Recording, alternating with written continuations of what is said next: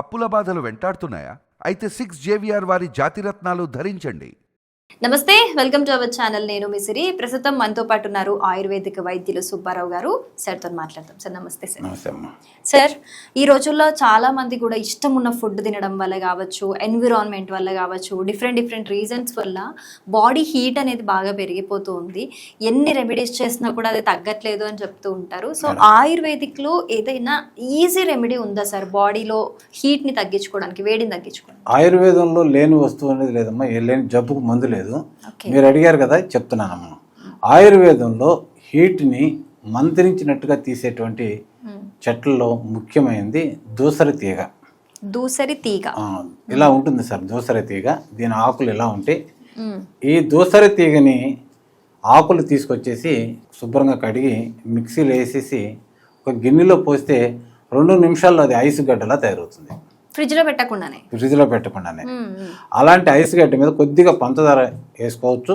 Sugar ఉన్నోళ్ళు లేకపోతే పంచదార లేకపోయినా దాన్ని ఒక 2 స్పూన్లు తిన్నారంటే బాడీ లోపలికి వెళ్తుండే కొద్దికి అది కూల్ చేసుకుంటే వెళ్ళిపోతుంది.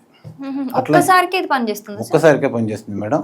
అట్లనే ఎక్కువ తింటే మాత్రం జలుబు చేస్తుంది, కాబట్టి తక్కువ తినండి. ఇది వేడిని తగ్గిస్తూ మూత్రపిండాల వాళ్ళు ఉన్నటువంటి ప్రాబ్లమ్స్ని తీసేసి పైల్స్ వాళ్ళకైతే ఇది అమృతం.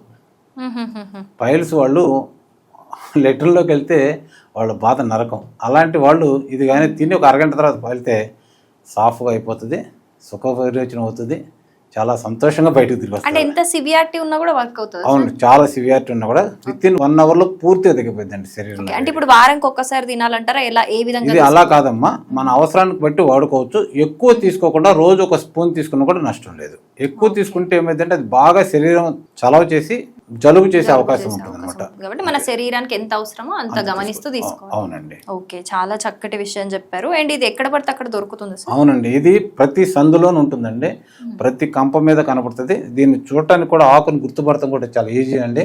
ఇది ఒక రకమైనటువంటి వంకరగా ఉంటుంది. ఇది ఒక రకమైన వంకరగా ఇలా ఉంటుందండి. ఇది మనం ఒక్కసారి చూస్తే గుర్తుపట్టేస్తారు ఇది. సో చాలా మంచి ఇన్ఫర్మేషన్ చెప్పారు అండ్ చాలా ఈజీ కూడా. అవును మేడం. సో ఇది ఎక్కడ పడితే అక్కడ దొరుకుతుంది అంటున్నారు కాబట్టి ఇంకా చాలా ఈజీగా ఫైండ్ అవుట్ చేసుకోవచ్చు. అవును మేడం. మంచి ఇన్ఫర్మేషన్ ఇచ్చారు. Thank you so much. Thank you madam.